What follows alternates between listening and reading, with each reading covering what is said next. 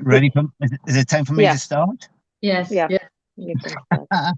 Okay, well, greetings from a car park in the middle of England.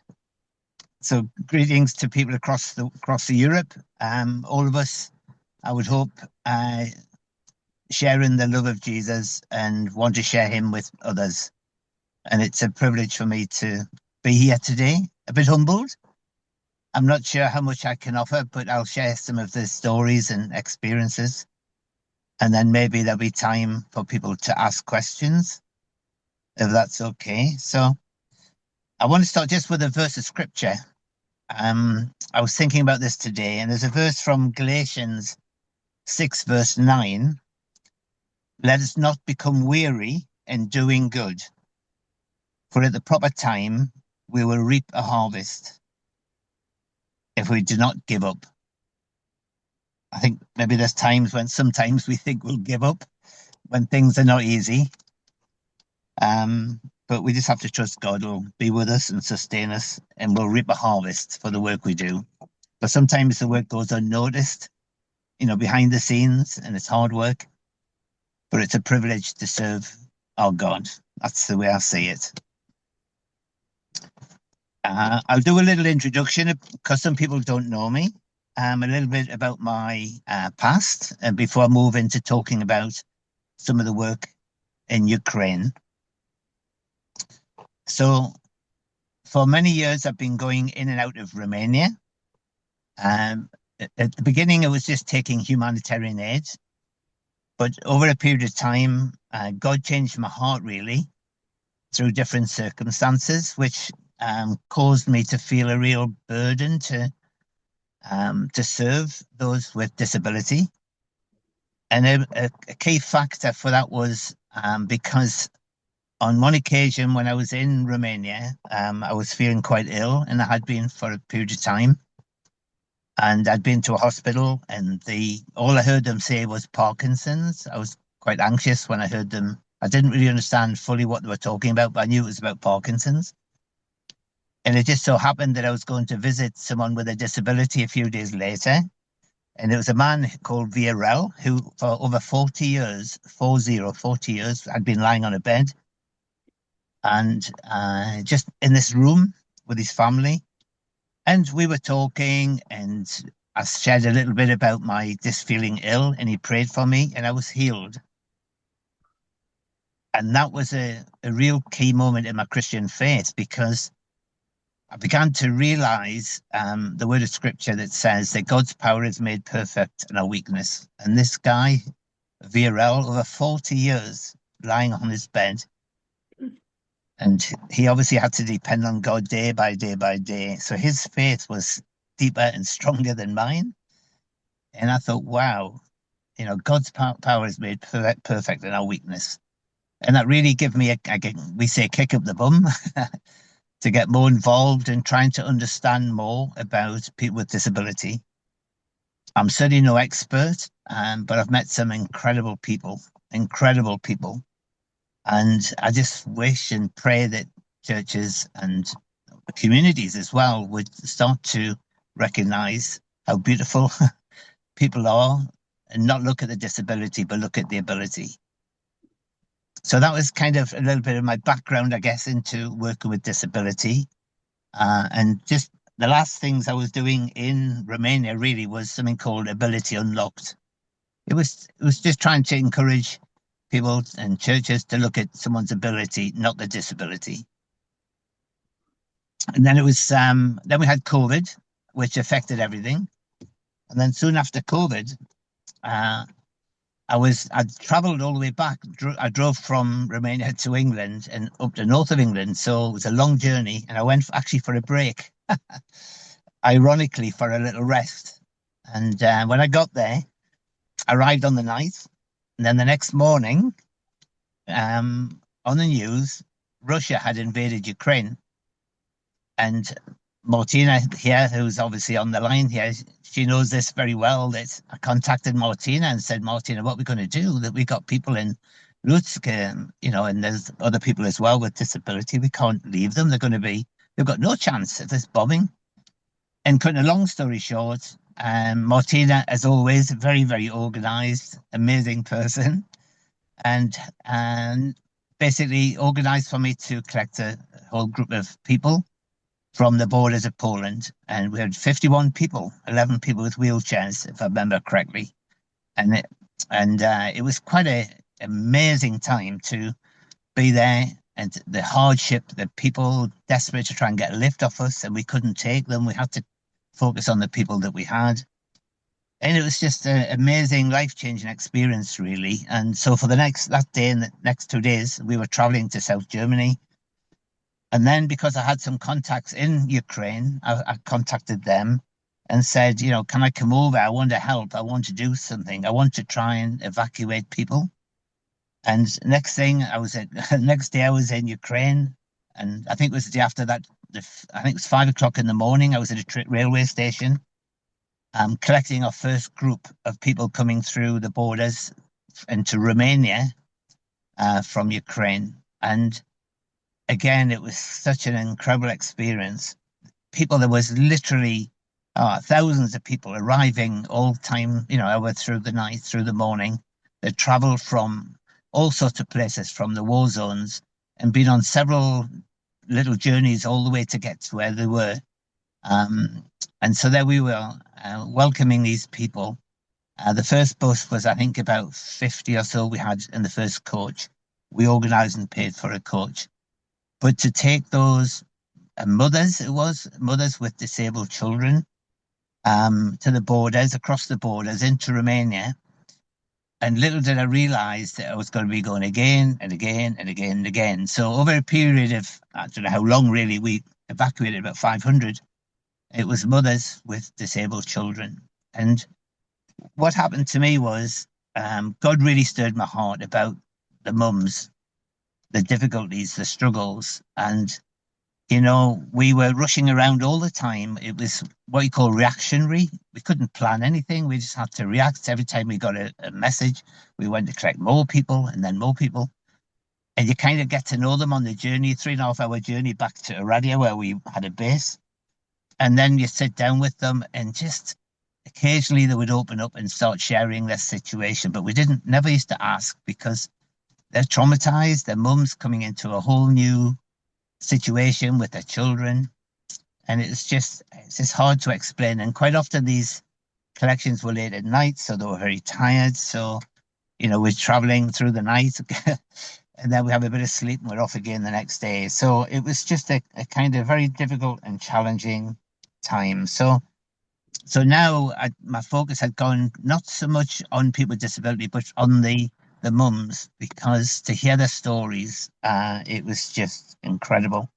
I'll just give one example. I could give several, but a lady called Luda, and she has twin children, and now they're, I think, about 17 or 18. I'm not sure, but the daughter is fine physically, but the son has cerebral palsy, and quite bad, really. He's quite severe. He needed a wheelchair a lot of the time. And she had been staying. She wasn't one of the first ones that came out, but she'd been down in a basement and for weeks. And I want you just to picture for a moment, you're a mum or a father, but it always seems to be the mum. It's the mum, and she's desperately trying to look after these two children. The bombs are going off outside. Didn't know what to do. They had to try and get out. They were running out of food. It was getting more dangerous, and they just had to make a run. Got a bag, went outside. There was a car outside. They didn't know who it was, and this person said, "Where do you want to go?" And so she said, "We just need to get to the west. We want to get to, I think it was Lviv," she said. And she says, "I'll take you." And so she just jumped in the car and with the two children, and they got away, thankfully, without any blasts or any bombing or anything.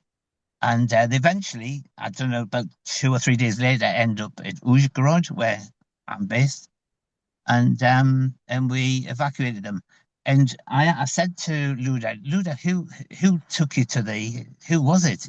She says, "I don't know his name." I says, "Well, tell me more about him." She says, "Oh, he wouldn't. He just said he just wanted to help. He said he was a Christian, and he wouldn't take any money.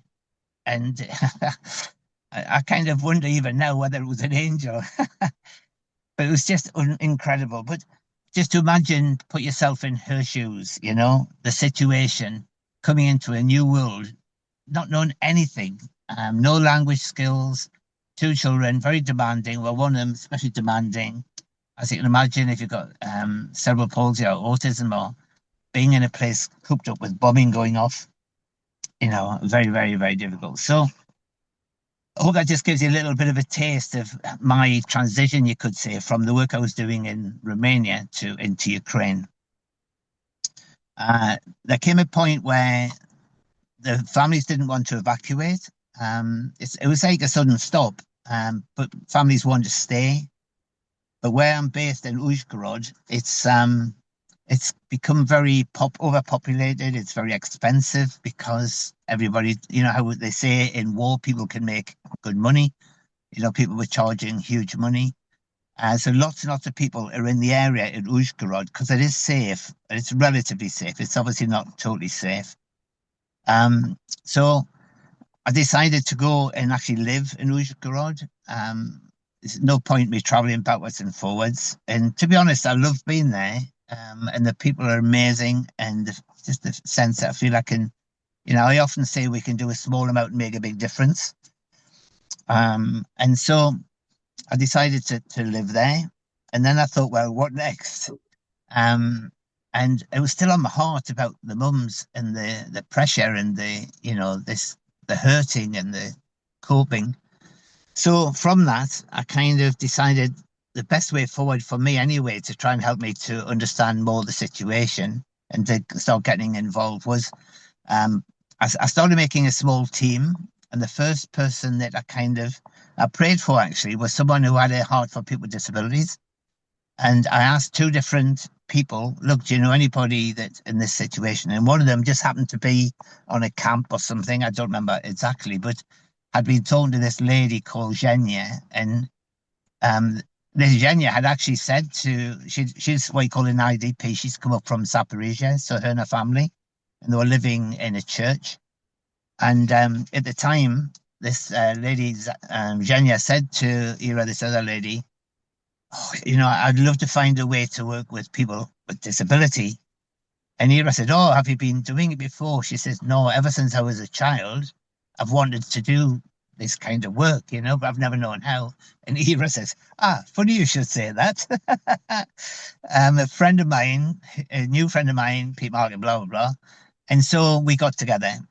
And it's one of those kind of situations. We sat down, we had a coffee, bang, that was it. You talk about God bringing together like a jigsaw. It was perfect. So, and she had such a heart just to, and I discovered that they call her Mercy at church because she's got such a heart, serves, not just people with disabilities. She goes to elderly, she goes to lots of people in difficult situations. So there I am, the very beginning, and I meet Zhenya. And so this was the very start of our work. And so I said to Zhenya, look, how about you speak Ukrainian, I speak English, and together we'll find a way of getting in to meet some families to get a sense of the situation about disability in Uzhhorod. So I contacted, through friends, of course, the social services. They give us names and contacts. They do it quite openly. It's not like the UK. You couldn't do that. So off we went, and we started going around. We'd take a little gift, it's a small gift, and we'd go and visit a family. And, it was kind of amazing. I think every family except one, there was no father. Sadly, this is my experience in a lot of, certainly in Romania as well. Often the men just go. But in fairness, in Ukraine, it's not always because they go. Some of them have been taken into the military.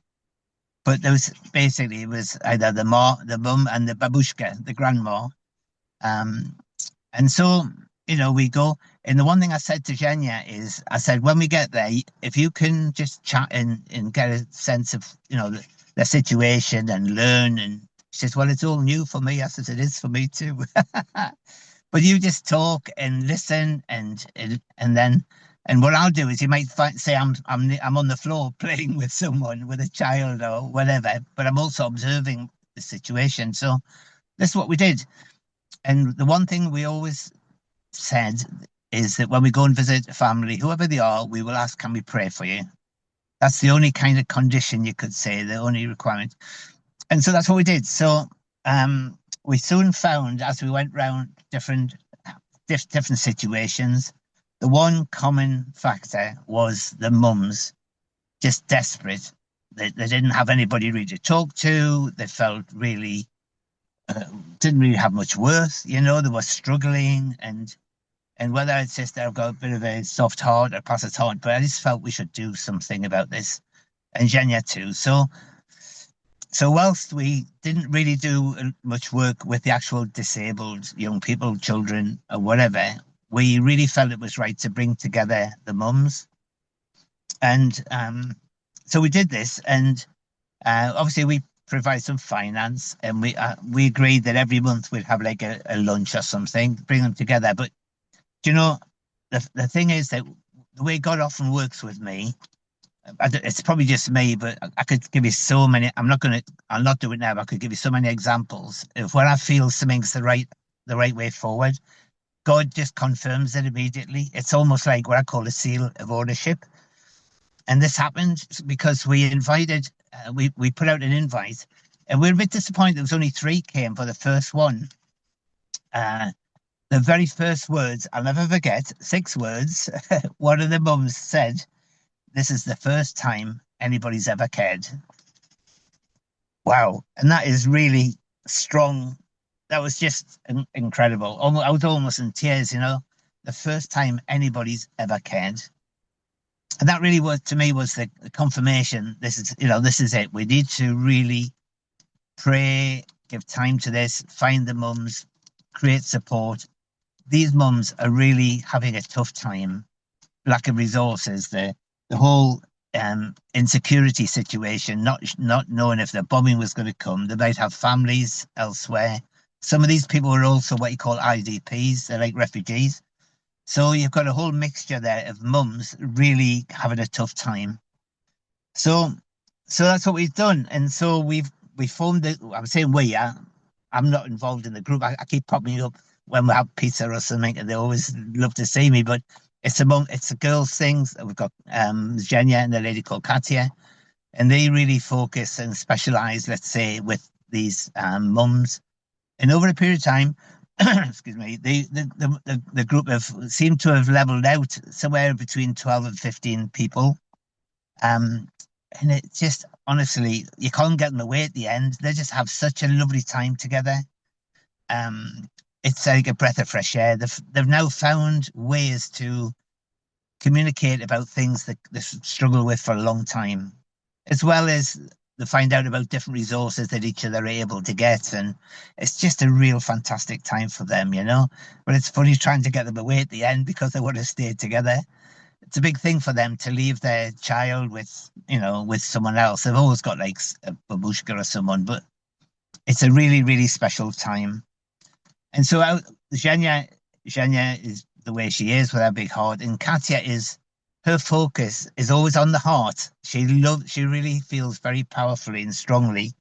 It's about but encouraging the mums to feel worth something, to have value, that God loves them, how they are, who they are.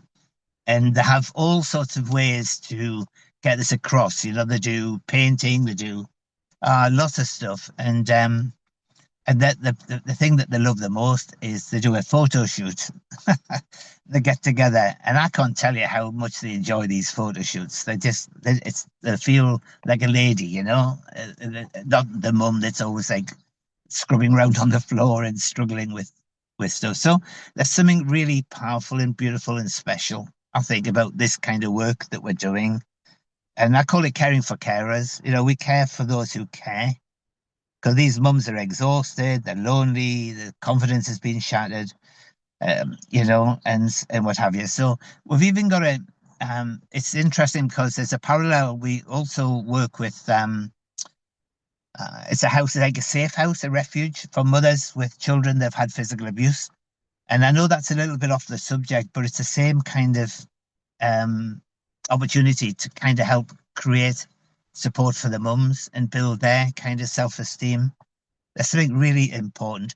And I found that certainly through the evacuations and being with the mums, I am so impressed with the resilience of the mums. Incredible. But it is tough for them. So what we do is, where we can, we try and create some kind of support for them.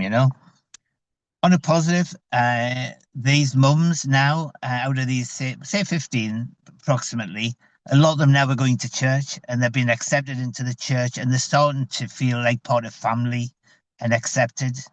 And the children, and they take their young people along. Most of these children tend to be like with autism and mainly autism actually. Not so many in wheelchairs, but these are obviously beautiful people as well. So, but the mums, yeah, they go to the church, and they've even got in what I didn't tell you is the base that I have is a work, we call it Father's Heart, and it's not a big building. We don't have huge resources, and I sleep upstairs. But we use it as a storage and a base. But we have some groups that come in, not a lot. It's not really intended to have lots and lots of groups. We're not a church. We always say we're not a church, but they come in and they have like a home group, and we've got a group of young people, for example, from the big Baptist church, and some of the young people who have disability come and join them, and that's fantastic. And they're accepted, and they've been going on the camps as well. So there is progress with some of the work with disabilities. It's just not as much, as I'd really like to see. But something else, I hope I'm not talking too much here, but something else which is for me is very exciting is you've got to understand that my work is not only with people with disability, and because there is so much need. Ukraine is in such a difficult situation because the government now they really don't offer any money to the people. I call them the hidden, those who are really struggling, the marginalized, because it goes to the front line with drones and things. So there really is such a huge need for so many people, so many people. And so I kind of sense that what I've started doing is, I really feel quite strongly about this, is we have so many churches, and each church does their own little thing, and some of them do good work, but there's maybe, I don't know, 10% or 20% of the people that do all the work, and the other 70 or 80% don't do a lot. And I don't blame them. I think quite often it's because that their church is not really providing an opportunity to do some stuff, which is not actually complicated. And so I kind of decided to pull together 3 or 4 different mission organizations and churches that are already going out to houses to take some goods, and to share their Christian faith. And because there's so much poverty. And so we did that. We had an event, and it was just so powerful. And then we've had a meeting since then. And the reason I tell you about this is one of this little mission groups. It's in a village, and it's just awesome. In the villages just around there, a lot of alcoholism, and there's a guy that runs this little mission house, and they're hoping to have like a little refuge as well. They live in this building where there's a family of man and wife and four young people who've all got autism. There's also a lady who's blind, and let's say the 2 key people who were involved in the organizing, the operating it, is the guy who is he's got such a big heart. He's got a bit of a disability. I haven't quite worked out what it is. But the girl, she has, if you saw her, you'd instantly, I don't know what the disability is. She's only very small.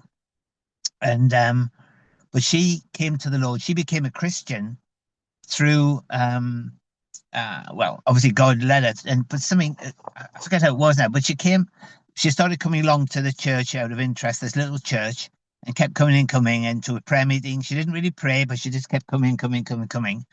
And then suddenly there was a breakthrough. God just touched her heart. And now I call her, although maybe you don't understand this expression, a pocket dynamo. She's kind of non-stop. And we were listening to her the other day because we want to support them. You know, those of us who have got a bit more resources and experience want to support them and work with them. And she is the most incredible person, and she fears nobody. And there's a lady that's become a Christian through her. She goes knocking on the doors. How can I help you? I want to, show God's love to you. I want to, show you that you're special to God. Amazing. So this lady who, if you just look at her, and that, I don't mean in a disrespectful way, you'd say, oh, she's got a disability, but wow, God's using her. It's really exciting, So for me, as we start bringing together different churches, it's what I call kingdom mission instead of church mission, because I say that we're not a church, but we are a church without walls. So that's kind of where I'm at the moment. It's really exciting. There's probably a lot of other things I could say. But you have to remember that the conditions are very difficult for us. That's no excuse, just difficult, especially in the winter. That was very, very difficult because Russia they smashed all the power supplies. And I know it's nice now, but when it was -20 every day and you had maybe 1 hour of electric, and that was very, very difficult for everybody, So one of the things that I really want to do, and I've wanted to do for a long time, but never managed to do it, is have a sensory facility, because I can see it's a double barrel, it's a double win-win, because if we can create a sensory which is going to help those people and young people who just need calming and, the influence and just that relief, that respite, and the mum can come along and she can have a coffee and talk to Zhenya or whatever. And so it's kind of helping both parties at the same time. I've tried finding experts, experience and things. It was quite difficult. I've done a couple of aid trips and we've got lots of toys and things ready to use. But that's something that we really want to do. I was hoping to be able to share there's a place called a rehabilitation centre, which is really provided for the military. And it was my thinking that if we could have a good room there, it would actually be when these military guys come back and we're working with them and the families, they've come back and they're trying to deal with life and the hurts and all that. I think part of that, the joy would be to see other young children with disabilities and growing and learning and doing things. And that in itself would be a really nice little balance. But we can't get a room in this building. It's unfortunate. That was originally my hope. So the current situation is we're looking for a room, a nice sized building, because our little building is much too small. We had, not myself, but somebody else. It's actually Zhenya's daughter and her husband and 2 other young people. They had the other Sunday, they invited four people who were quite severely with autism and stuff. And it was to have the meeting in our room, and it didn't work. The room was just too small and it was chaos. But we learn. So we're getting there. Like I say, I feel a bit embarrassed. I'd love to be doing more at the moment with people with disability, because we learn so much. And, and I want the churches to recognize how much they're losing out. And the reality is, I'm just being honest, a lot of our work has been, and at the moment is with the mums. Yeah, that's about it, really. I think we've got 1 or 2 things, just little positives. As you know, Martina, we've got Dima, and Dima is from Moldova. And I think it was you that first put me in contact with him. And we managed to get him to, as you know, to Marburg in Germany with some of the other refugees. And it's been it's been a challenge. It's been a real battle because he hasn't got the status for refugee. But at the time, they were saying that if he wanted to get some help, he was going to have to go and live in it was just a horrible, horrible place with other refugees. But he's in a wheelchair, and with his dad, it was good. And we managed to persuade him not to go because we have a place for him. Anyway, cutting a long story short, it's been a long, long, long battle. As you know, with lawyers and solicitors. But during that time, he's come to know the Lord. He's been baptized baptized, and now he gets involved and help with it. And he's now working with Katia in trying to help to raise, sponsorships and things for that Christian project. So that's wonderful. There's still work to be done. There's one or two challenges, believe me, but it's just it's nice to have little seeds of hope, as you go along. Well, other thing I wanted to say was I met, Oliver from, is it Oliver? I forget his name. Stechek in Austria, anyway. He from the Evangelical Alliance, and his son Timu has, Down syndrome. And what a fantastic example. If anybody here now that's on this is listening and is working with Down syndrome and wants to be encouraged and see the real positive side, I can give you the link, because I got Oliver to send me a piece of a bit of research, not research. He did a document on just the absolute joys of having a son with Down syndrome. And I followed that up and I went to visit him, and it was fantastic, honestly. And I think to myself, oh, I want one. It sounds crazy, but the blessings of that boy, the years to his family and to everybody around him. So if anybody is kind of working with Down syndrome, I could connect with you and send the copy of that document. It is so encouraging. It's so refreshing. That's about it. There's probably more I could say, but maybe people have got questions. I probably spoke too long. Maybe I spoke too fast. But I hope that helps. Thank you, Pete. Yeah, it's Oliver Stotzek. He's General Secretary of the Austrian Evangelical Alliance. And we have Barbara Rüger here from Austria as well. Fantastic. From Switzerland. Oh, sorry. Hello, Switzerland. Sorry. So, Martina, what's the best way? Do you want to finish there? We can ask questions now. We have Vadim now. He came to us now. He's Ukrainian. Okay. Hi, no, I'm Russian. I was born in Ukraine. Hi. Okay.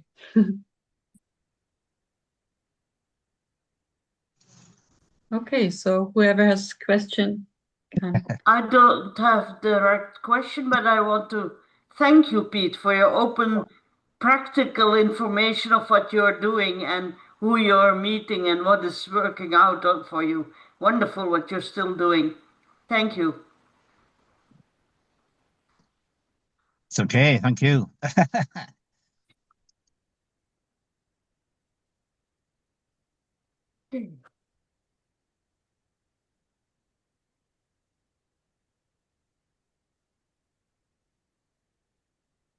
Where are you based?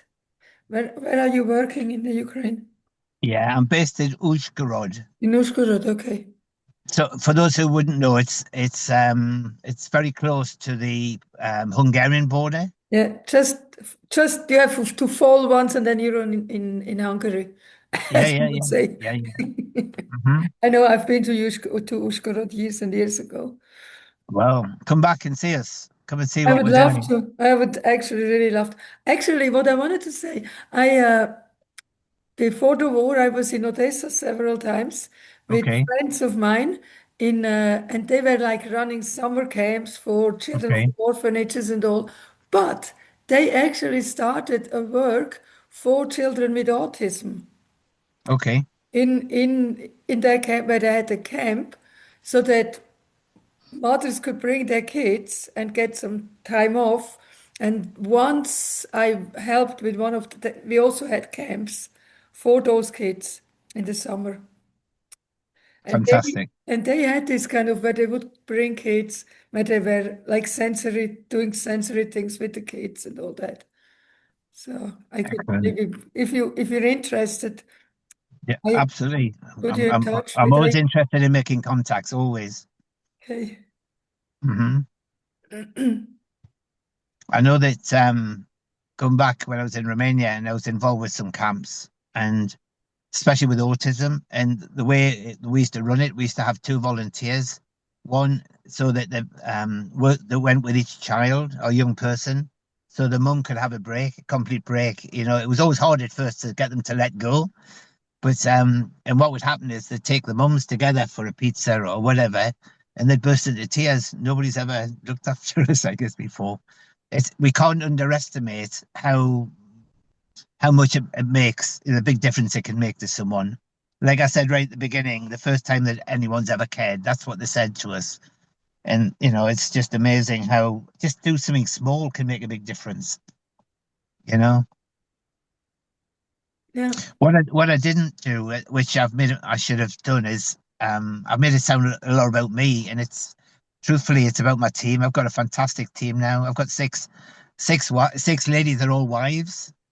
Two of them are from the front lines. That that we call IDPs, as I mentioned, and two of them have got their husbands have been taken by military. So, but all the ladies I work with are just fantastic, and they work in different ways, different ministries. One specializes, is actually very highly trained. She's come from Kharkiv, where there's lots of bombing going on. Her husband's actually in the military there, and she deals with like psychotherapy type stuff. But she's a very strong Christian, and works. And you can imagine working with families where the father's been, the husband's been killed or gone missing. And one of the things that really hurts me anyway is that the children then are obviously disturbed, unsettled. They're still struggling to cope with it. And at school, they're getting bullied. They get picked on by other children because they're not really coping very well. And the other thing is that people maybe don't know this, but since the war began, since the invasion, any government workers have not had any holiday. They're not allowed any holiday. So imagine that ongoing, just never really having a proper break, the stress involved. So I didn't want to get too far off what we're talking about here, the topic, but I'm just trying to give you an idea. There's a lot of different. So my team, I've got the lady I've just mentioned, who's another lady her husband is a chaplain, and they go in and out of the hospitals. And it's interesting because it sounds really maybe a horrible thing to say, but it's good that so many people come back from the war now that are losing legs and things, because now the local government, they've got to do something to help people with disability. They can't avoid it. They can't ignore it now. So I probably used the wrong words, but you understand what I mean. It's kind of forcing people, every day you see people walking along with prosthetic kind of legs, and arms, and it's kind of hard at first, but they just walk around, and it's a tough situation.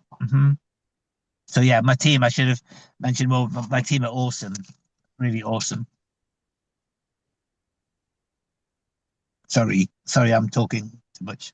I've put you a Facebook link of Okay. the organization in the chat.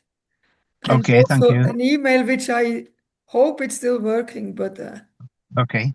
Because I haven't really been in touch with them for quite some time, but I know they're still active. I heard from other friends them. Oh, what? So maybe they can even help with this sensory stuff. Yeah. How they did it. Yeah, great. So we have now Dimitri joining us. Who's joining us? Dimitri Ceceli. Okay. If I pronounce correct. Where's he from? Dimitri? What? Do you want to talk yourself, Dimitri? I don't know. He's muted and he's black. So. Okay. All right. Okay. Okay. Maybe I think this should be Dimitri. You're Dimitri, working with Katarina now. The one you were talking about. Okay. Maybe. From Marburg. Dima. Okay. His English is not good, so maybe he's struggling. But if I can just put out a little appeal, if anyone from the group has experience or contacts for the sensory. I was in a church in the UK just very recently, and the church have I think it's two boys with autism, and they wanted help. And so it's what they did was they're kind of no experts, and they've created a little corner of a room with mirrors and lights and one or two little basic kind of resources. And now they go in there and it's good. And they do the Bible studies. They have this like a metal foil. It's difficult to explain. It's like a paper, and you can make lots of sounds with it. And they go on that, and they did a Bible study about Peter walking on the water, Jesus walking on the water, for example. And very limited, but it's made a huge difference for those two young people already, and freed up their families who can sit in church, and also, it's not rocket science. It's a bit of imagination, and but I want us to create something that's really special.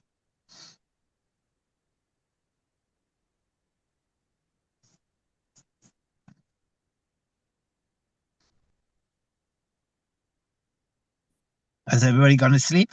No message, no questions. We're still thinking. I was thinking, do you know the work of the additional needs father with his son who has autism in England? What's the additional needs block? He's writing a lot about it. Okay. No, I don't know who it is. Okay. They work a lot together as Count Everyone In. You know that one? I think I know which one you mean. Yeah. I'm kind of connected up with that. I'm not on very often, but I don't use Facebook very often. But he has a lot of information to bring the autism spectrum more in the picture. Yeah.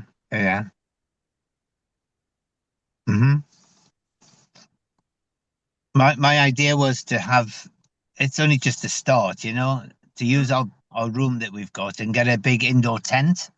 You can get these big indoor tents and use the, different lights and different calming kind of resources. And then and what I really want to do is to get, in turn, bring a mum comes in with their son, for example, and watch him, watch the boy and see what really works and what doesn't work, what they find calms them down, and learn from them, And meanwhile, the mum can have a coffee and chat. So, and I was then thinking about, I can easily probably get a hold of 8 or 10 small tents. And then if people start finding it really useful, they could take a tent home, we'll give them in some resources. So, to help the mum. We've got one mum, for example, called Oksana. She's got 3 boys, and they've all got autism. But one is really demanding. The younger one is very demanding. The 2 older ones, I'm starting to get to know them actually, and I'm going to take them to football and stuff. And I want to involve them in helping to run a group. But the younger one is very demanding. But every time I see her, she's just struggling. The father's alcoholic. I met him recently. This is a big problem in Ukraine, is the alcohol. But quite often we'll see the mum and she'll say, "Oh, do you have some money?" She usually asks Zhenya, because it's for medicines and stuff. It's very hard. It's hard in Ukraine. Yeah. Emilio, thank you for the name of Mark Arnold. That's That's it. Yeah, Mark Arnold. Yes. That's the additional needs block That's father. it. Yeah. I know him. He knows me. There's an article about him in Evangelical Focus that Emilio just sent through. So that's wonderful. Okay, cool. So is there anything you would suggest how someone could install something? What you're doing for mothers helping with their disabled children? What was it? Say again. What was your question?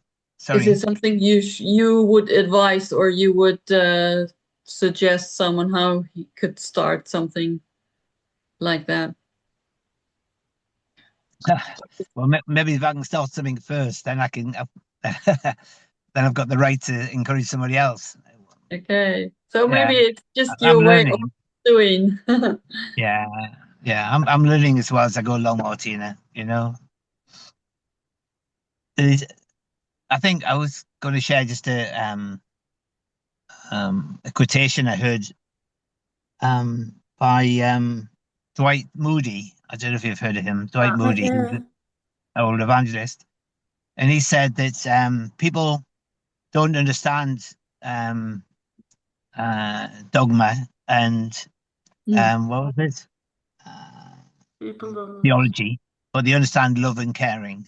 And to me, they're really powerful words, you know. And I always want to be that kind of person that I don't, you know, I'm not a great one for all the big words and big conferences, but about just being, you know, being Jesus' hands and feet, you know, as best I can. I'm no good at it, but that's what I want to do. And I think that's just what we need to do. And one of my ideas I didn't say before is that if we can start developing, creating more churches involved with volunteers to go into families, into the villages, meeting those who are most vulnerable, especially, they're in blocks. And why can't we go in? We've had this already. We went into a block quite recently where we went in, we helped somebody, and they said, "Oh, so and so just 2 doors along," you know. And so we went and saw them, and then they were really happy to see us.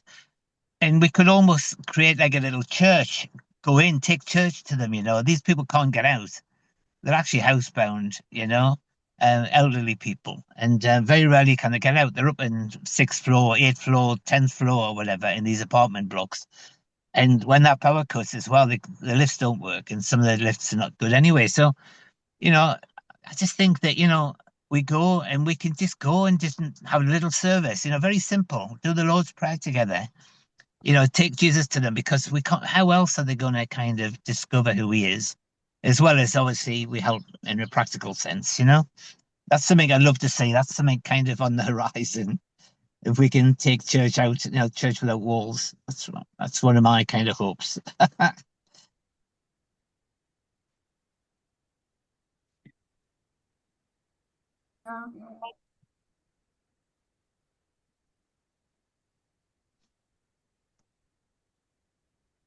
So yeah, so I'm, you know, if everybody was coming home and have a real seminar, I'm sorry, I'm not that kind of guy. No, you did wonderful. Well, I don't know, but I'm just everything is done from my heart and experience, really. Well, very often that's even more important than all kinds of big words and nice bringing texts. So thank you. Yeah, it's an encouraging just to do, to be practical, and just to meet people, and then let God develop something from it. Yeah, absolutely. We say, let go, let God. And I think the one thing that most of us have in common is that we wish that the churches were getting a little bit more time to do something for the people who are not seen, those who are hidden. Absolutely, That would be great if they could do more. That more of us could tell them how to do it and all those kind of things. Yeah, absolutely, absolutely. We do. We're going into a big nursing home for the elderly, and they love. I'm not so involved in that. I have been, but I'm pretty busy. So, but there is some of my team are going there along with some other people, and it's good. They go around, you know, the different rooms, and they always loved having the visits. And then they come together, a whole group of them, big round circle of about 40, I think, quite a lot of these people, and they share testimonies and do prayers with them, and yeah, they love it. It's like taking church to them, you know. It's great. Yeah, because they can't get out, a lot of these people. So, but you're right. It's use the word that I used as well, which is hidden. There are people hidden. We don't know. People don't know they're there. It's incredible. But so Yeah. yeah. We have a saying in Flemish, out of sight is out of mind. Yeah, that's right. Yeah, I know that Yeah. expression. Yeah, we say that too. Yeah, we do as well. Yeah. Yeah. Yeah.